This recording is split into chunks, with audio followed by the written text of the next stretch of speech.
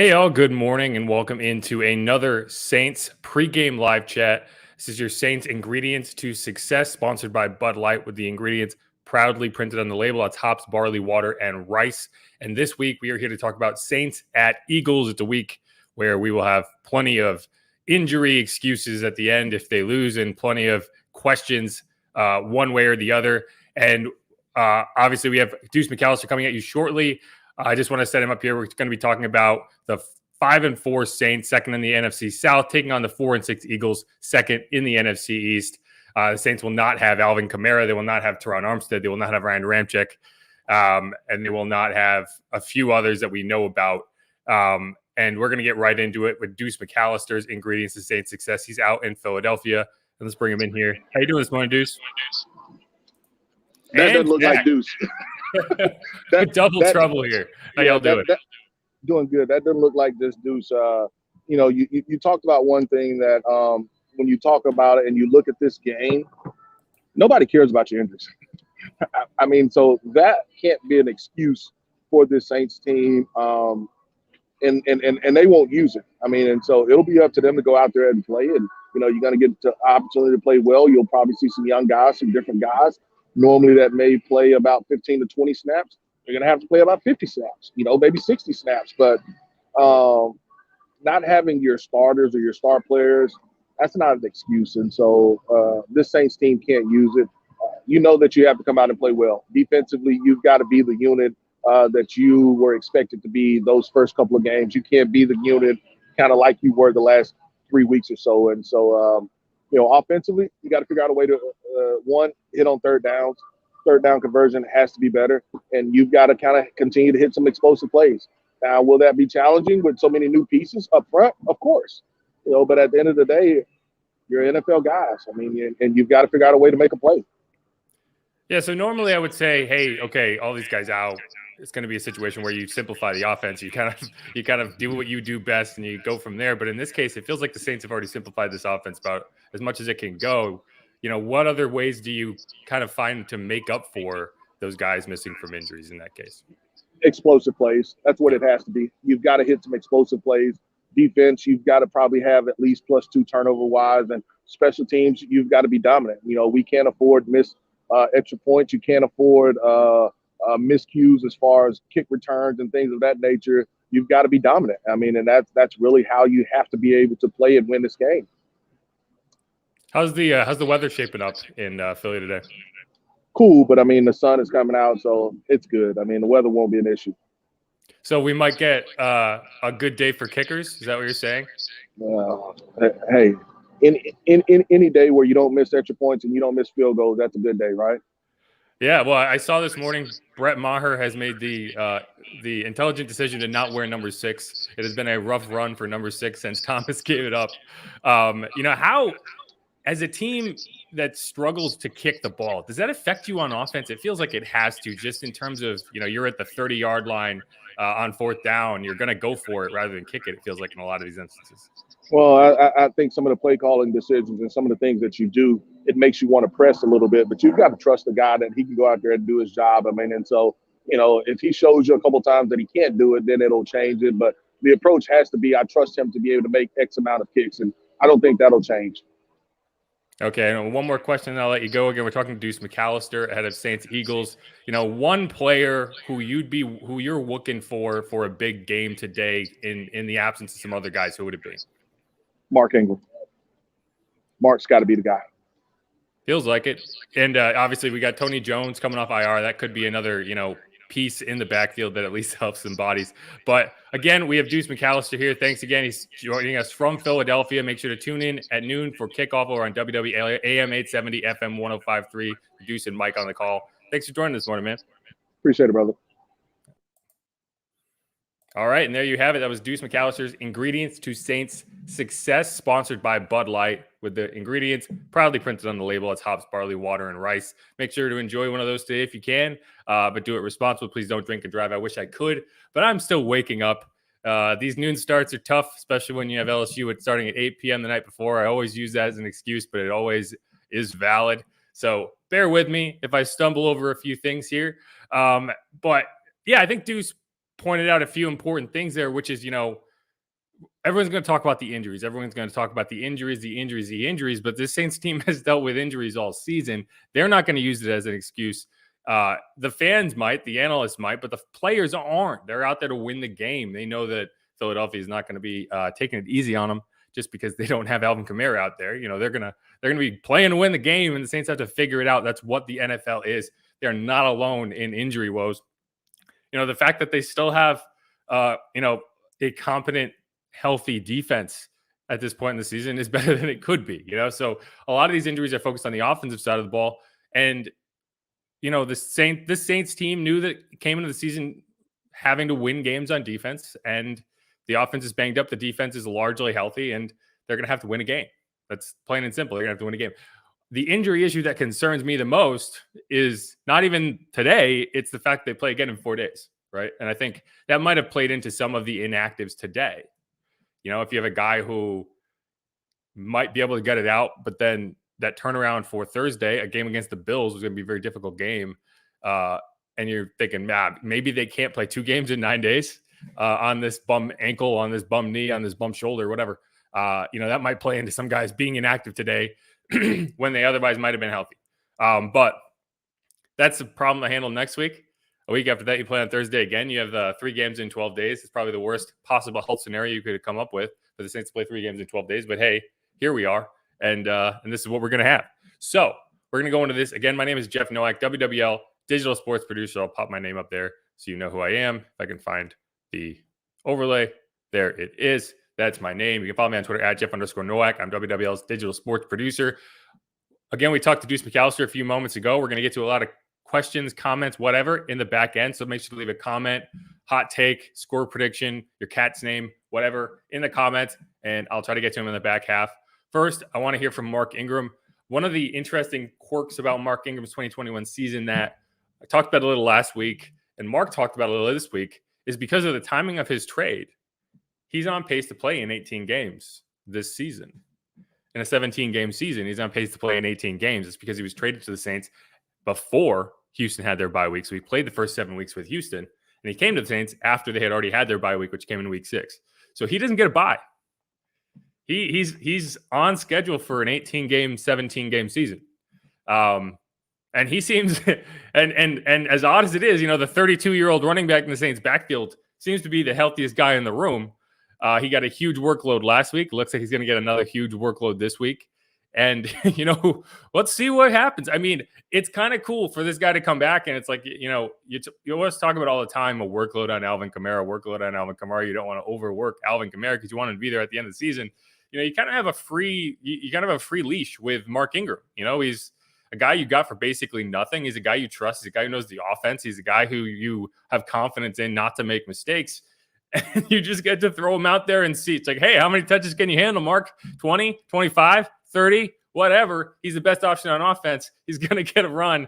I have him in my fantasy league, and I'm happy about it, And the Saints, I don't think they're happy about not having Kamara, but man, that trade looks smart now. Even with getting Tony Jones back off IR, who knows how effective he'll be, how much work he's going to get. But it is good to have him back because without Ty Montgomery, another guy that's not out there, man, they are dinged up. Let me see if I can flash up the injury report so I can give you a idea of what we're looking at, because it's not only the players that are, the number of players out, and there is a large number of players out. It's also just the fact that the players that are out are, all pro guys. Let's see, I'm flashing it up here. There you go. Yeah, I mean, I'll make this the whole thing so you can see it. Yeah, and I mean, just look at the names on this list. We don't know on Taysom Hill yet. I would be surprised if he doesn't at least try to play. And my reasoning for that is he is a weapon, just being in a uniform with a helmet on the sideline. Just the idea that he could go in the game, making the other team have to prepare for the fact that he could go in there, that he could take a quarterback snap, that he could do whatever. That's an advantage in your personnel that even if he's not healthy enough to play, even if he is a decoy, just going out there and running, a 12-yard dig and then coming back to the sideline and isn't really even an option on that play. That alone is an advantage for the Saints because the defense has to match it. And that's the biggest reason that he's such an asset, other than the fact that he's obviously an immensely skilled football player. So I'd expect him to be out there even with that foot injury. We'll see what happens. But again, you have all these all-pro guys. You have Alvin Kamara, Teron Armstead, Ryan Ramczyk, all out. That's a huge, huge, huge piece of your offense. It's basically the all-decade team not out there. Obviously, you're also without Tano Pasnio and Malcolm Roach on the defensive line. And then Ty Montgomery, who, if you saw the footage or the picture of that finger that he hurt, you can understand why he's not out there. Sean Payton said that it was through the skin of basically a compound fracture of his pinky. And ow. I had someone reply to me on Twitter. It was like, how are NFL players not just in tears at all times? And I agree with that because, geez, I mean, you see some of these injuries, some of these like injuries that you would look at and be like, oh man, he can tough that out. I mean, if that happened to me, I would be, I would quit whatever I was doing immediately. I would never show up again. But I think we're going to see Ty back eventually. Probably need to have surgery or something just to reset that bone at the very least. But he's not out there this week. And on the Eagles side, there's a lot of names on here, a lot of FPs, They didn't have a single one of these guys miss practice on Friday. So all these names out there, only Jack Anderson is listed as out. Derek Barnett is listed as questionable, and Davion Taylor is listed as questionable. So you're kind of getting these guys. You're getting the Eagles healthy, and the Saints are not healthy. But with that in mind, here I have a clip from Mark Ingram where he's talking about that record. I'm going to cue it up. Make sure to drop any questions, comments in the chat. I'm going to hit a commercial after Mark Ingram, and we're going to come back and answer some of your live questions. Again, we have Saints Eagles kicking off at noon over on Fox. And my name is Jeff Nowak, WWL digital sports producer. And here's Mark Ingram. You thought much about having this 18-game schedule with no bye for you? Like, you don't get a bye the whole year. Yeah, I don't, but Sean is doing a great job of just not only taking care of me, but I think the entire team. So that helps. That's beneficial. And it is what it is, man. It is what it is. Got 18 games, no bye. It don't make no difference to me. I'm going to stay on my routine. I'm going to stay recovering. I'm going to play hard, play my butt off, prepare my butt off, and then after the game, start the recovery process. So train myself mentally, physically, emotionally so I can, be best version of myself every single week. You know what I mean? And it's a process, recovering from Monday up until game time on Sunday. And that's just something that I rely on and take pride in, and it always has me ready to go. So just rely on my routine and my preparation, and I'll be fine. I'll be ready to go, and I'm looking forward to it. I get another game to, run up some more yards. So, yeah, we'll look at it like that. This can be an NFL record. I was about to say it's got to be. Yeah, 18 games. Not, yeah, right? we just, pray to the Lord for health. Pray to the Lord for health, and 18 games. So I'll be the only one.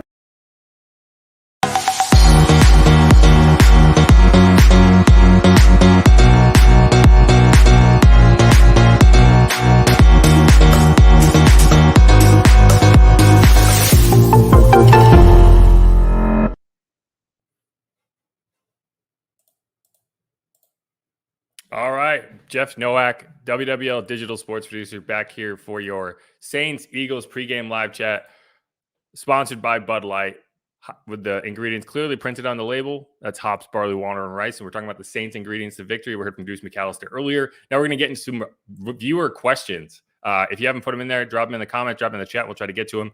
Robert Clark wants defense. Defense. I don't know how the fleur-de-lis work as punctuation marks. I don't know if they're a period, hyphen, whatever. They work. Defense, yes. Defense is going to be a big part of the game today. So many injuries on offense for the Saints. Got to figure it out. Got to lean on the defensive line. Got to lean on the secondary. No C.J. Gardner-Johnson. We got Marshawn Lattimore. He's going to be out there likely matching up with Eagles star rookie Devontae Smith. Sean Payton said earlier this week that Devontae Smith was the Saints' #1 rated receiver in the draft by far. And that's saying something, obviously, because Jamar Chase was also in that draft. He went number 5 to the Bengals. Devontae Smith went number 10. overall, I think, to the Eagles. I know he went to the Eagles, just don't know what spot, but I'm pretty sure it was number 10. He was the second receiver drafted, if I'm not mistaken. And they call him the Slim Reaper for a reason. He is slight. He's listed as 6 foot, 170, 170 pounds. It's honestly amazing that he's able to take the hits at the NFL level at 170 pounds. I think long term, you have to wonder how durable you can be at 170 pounds. But so far, he's held up. I mean, he's played in every Eagles game. He's gotten heavily targeted. He's been good. I think he's in the top 30 NFL receiving yards. You know, he's the second among rookies behind only Jamar Chase. It's going to be interesting to see how the Saints match up to him, if they run a little bit more zone and try to keep him kind of contained, or if they just let Marshawn run with him on the edges. That's a tough matchup, even for a guy as good as Marshawn Lattimore. That speed is tough to match. You're going to have to be physical. And I think there's going to be one or two times that, I think Marshawn's going to get the better of that matchup if they give it to him, if they give him that shadow. But I think there's going to be one or two times today where that speed is just too much. You can't get the jam off the line. You can't get him angled to the sideline, and he's able to just run downfield, and Jalen Hurts gets a shot, and it's going to be on Jalen Hurts, going to be on Marcus Williams on the back end to get on top.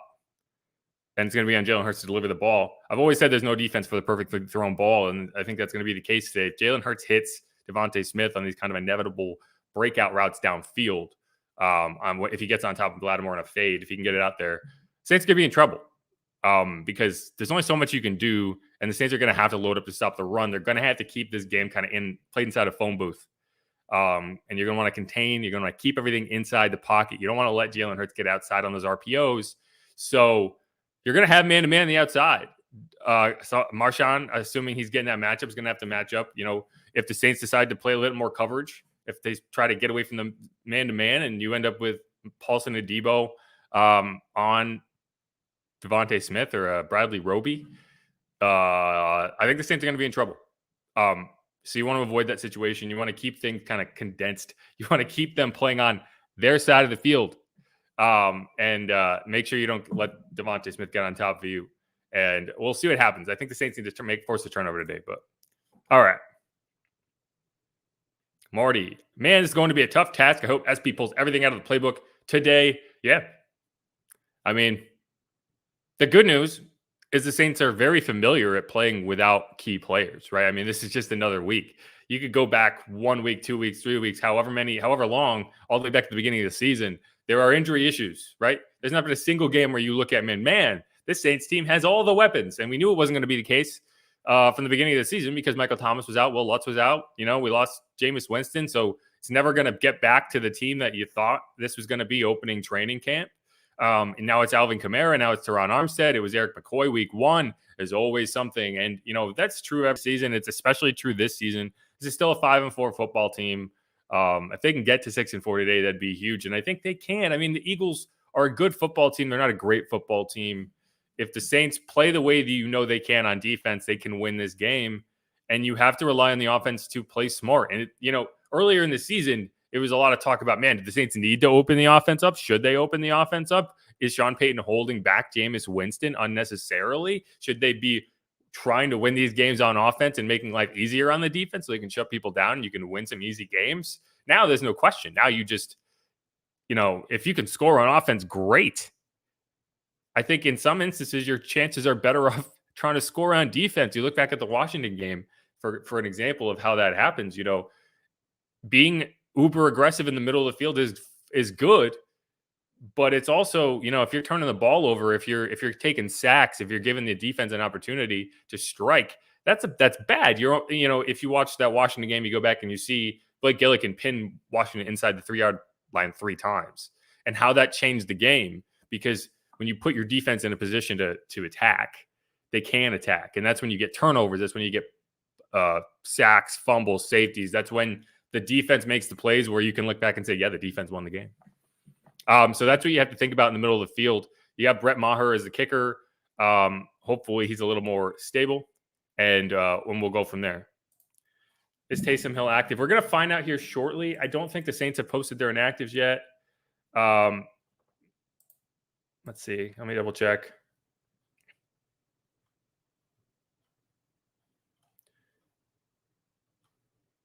Yeah, I'm not seeing the inactives yet, so it doesn't seem like they've been announced.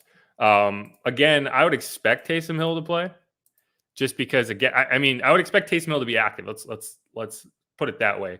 Just because I think even just having Taysom Hill as a guy who could go in the game, who could run out in a personnel package that you have to match, it changes things a little bit.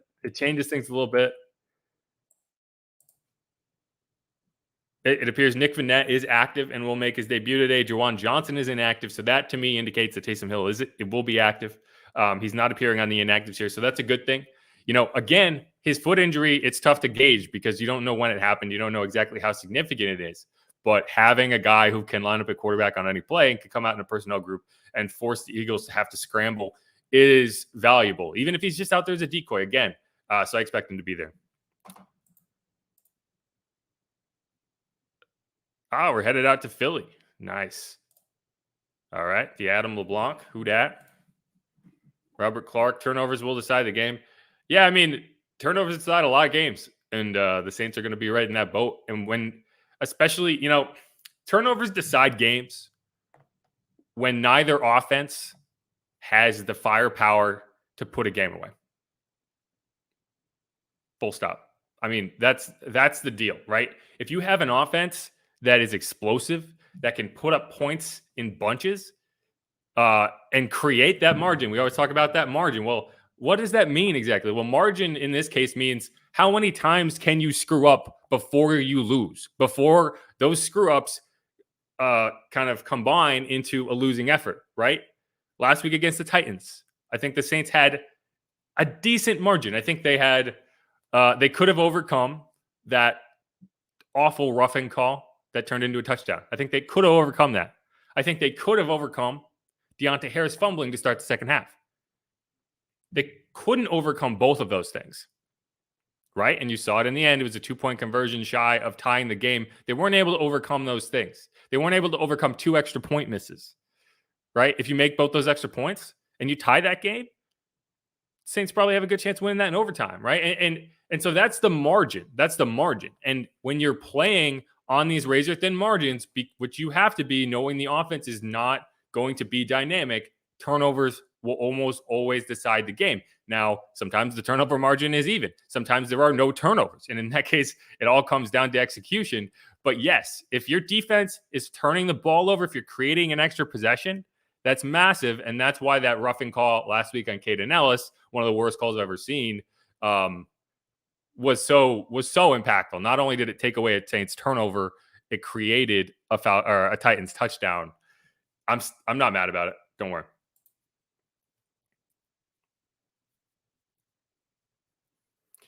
I mean, these are roster spots. It's tough. You got to manage. I think Crawley will be back on the practice squad. It's just you got to clear up a roster spot in a lot of these instances, and I'm sure that's what this is. They also waived Kevin White. It's a situation where you're waving the guy. You're saying, "Hey, stick around. We want you," and I think they're going to re-sign him shortly.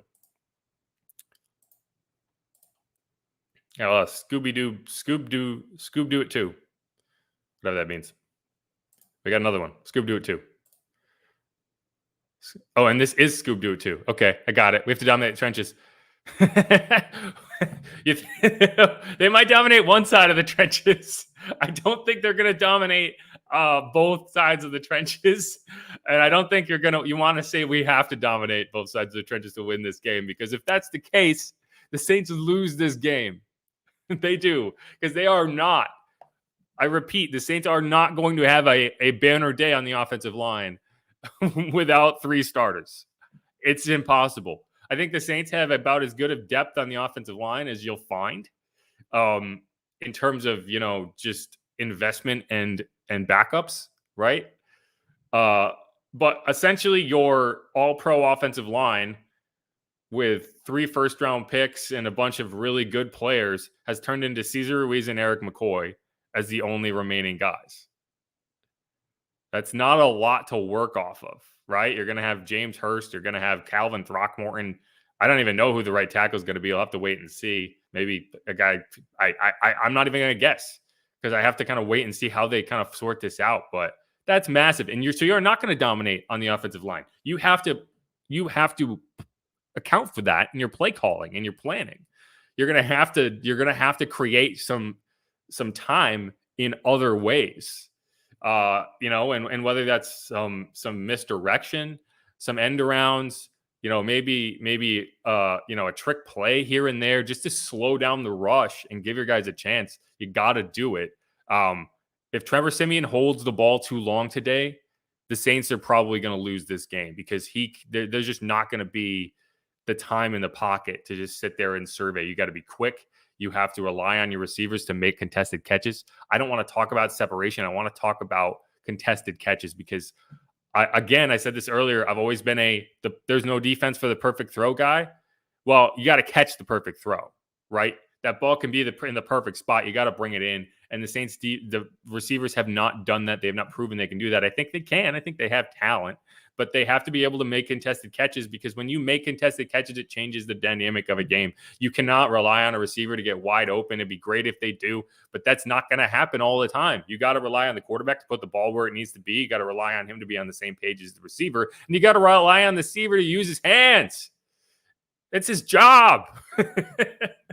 He's a professional catcher of footballs, and he should be able to make a catch with a defender in his vicinity, and the Saints have not been able to do that, and that's why the offense is bogged down, especially early in games. They've gotten better later in games, and they get a little bit more zone. They go up tempo, and that's not an unusual thing because you're able to get a bit more out of your offense when you're spreading it out, and the defense is sitting in zone knowing that, you need 2 touchdowns to beat us. Well, we're just going to make you have to work as hard as possible to get the first one, and if we take the ball away in the process, great.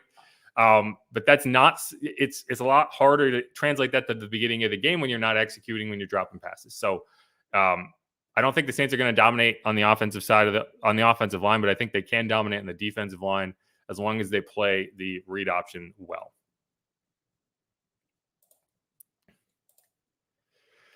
Should Malcolm Jenkins play with himself and try to prove something? I mean, I think you want to see Malcolm Jenkins take a little bit more on his shoulders, knowing that this is going to be a game that's decided. This is a game that the Saints really need their defense in.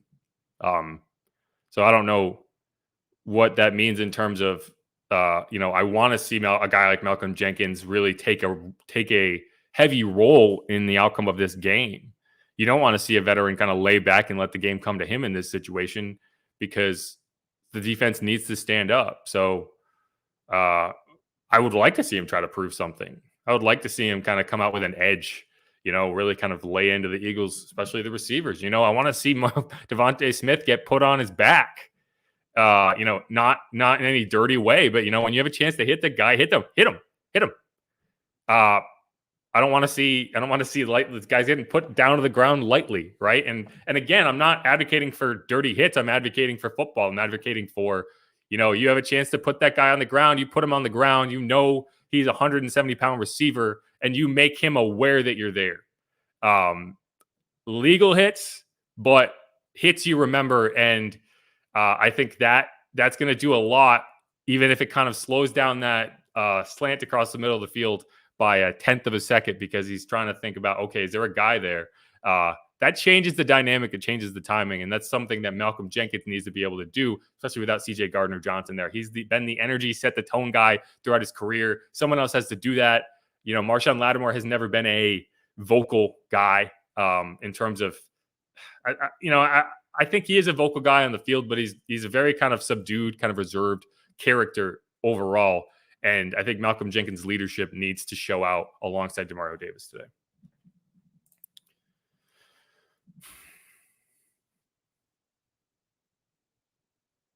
Yeah, I mean, I don't think that. I think the Saints have been aggressive, especially late in games.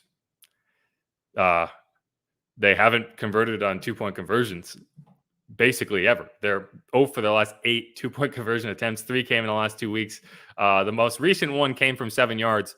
And Sean Payton actually talked about that this week. And here's a clip, just a quick one. 8 straight 2-point conversions. Is that something you guys have been aware of? No, we're aware of it. And some of it is situational. And obviously the 2-point conversion, to tie the game last week goes to, normal game. When you have a penalty, you're probably kicking it, but obviously we had to go for it. But yeah, we pay attention to that. Is there a rhyme or reason to that? That's something you kind of No, listen, Yeah, I think you got to look at, play, execution, but we've looked at them.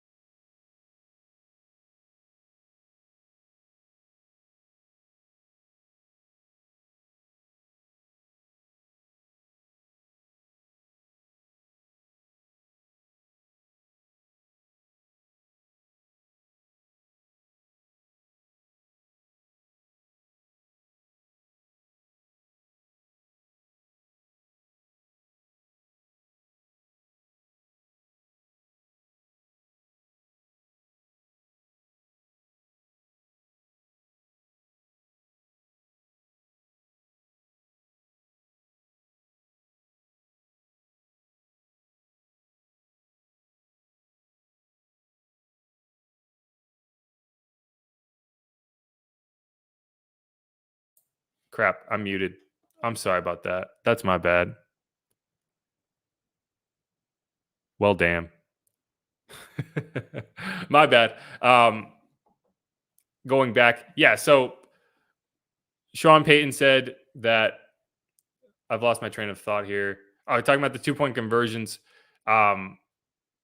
It's hard to find a common thread there, as he said, because you have 3 different quarterbacks, might even be 4. I can't remember if Taysom Hill actually attempted a 2-point conversion in that span, but 0 for 8, not great. Obviously, the last one's from the 7-yard line. The 2 in the Falcons game that they missed. These are Trevor Siemian 2-point conversions. They tried to run one with Taysom Hill last week, but then the false start penalty on Adam Troutman pushed them back. So it's hard to say, wow, man, okay, this is what's going wrong on the 2-point conversions. They just have to execute. Obviously, not having the pass catchers doesn't help there, but a lot of times in the 2-point conversion game, you're not throwing to your elite wideouts. You're throwing to, fullbacks and tight ends leaking out of heavy formation. So I think it's an issue of creativity. It's an issue of poise last week with that penalty that drove him back. So it's weird, but that's a point that you get really kind of hung up on when you don't trust your kicker. The Saints wouldn't have had to go for it for a 2-point conversion last week if it wasn't for Brian Johnson missing those 2 extra points. He's gone now, as we mentioned before. It's Brett Maher. But one area that I think, I'm going to drop this down because we're not really talking about this because I'm going back. One area that I think gets confused for a lack of aggression, but is realistically just a good decision. When the Saints are in the 40 to 40, they're in the 40s, right? They're outside of their own 40. They're inside of the Eagles 40, whatever, in that range, a kind of 20-yard range. If you're looking at a 4th and 8, a 4th and 5, a low percentage 4th down opportunity. I want to see a punt. And it's because I know how good the Saints punter is, right? They let Thomas Morstead go for a reason. He was still an effective punter, but they really liked Blake Gillikin. They knew he could pay him a little less. That helped. But they really liked the skill set that Blake Gillikin provided. We saw how impactful he could be on a game in Week 5, Special Teams Player of the Month. And if I kind of cuts out here. And so sending him out there to kick at the 40, knowing you can pin them deep, knowing you have a chance to pin them inside the 3 and get that kind of first step toward a safety, toward a turnover. That's not throwing a towel in. That's understanding the weapons on your team and what your team can do in certain situations. If you're having trouble hearing me, I'm sorry. My Wi-Fi appears to be cutting out. But Yeah, and that's where we're at. I do want to get to the Marcus Davenport question while I still have the time. There it is. If Marcus Davenport gets hurt, who is the backup? Yeah, I mean that's a good question. It's tough to say right now. Obviously, Tano Passionio is out. Peyton Turner's on IR. So I guess you're looking at Carl Granderson. I'm not sure who else would be out there. But I think the good thing is Cam Jordan is about as durable as they come. I don't know if he's missed a game in the last 10 years.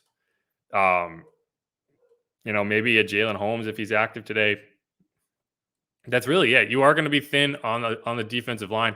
Hey, we saw David Onyemata stretch out to the end in the preseason. I think that was more about getting him work than anything else, but he looked good there. So if Davenport goes down where Cam Jordan needs a few snaps off, hey, maybe move the big DO out there and see what happens. Yeah, that's I don't think the Saints are going to lose 3 straight games. I feel like I have confidence in this game. It seems like a game the Saints win, but I'm more concerned if they don't win, what happens after that, because that becomes a really, really negative script. 3 losses in a row, and you're coming back on Thursday against a very good Bills team. Then you're coming back a week later against a very good Cowboys team. If you lose these 3 games, you lose 5 straight, you fall to 5-8. 5-7, sorry. That's a recipe for a very ugly finish to the season with all of these injuries and all these players out.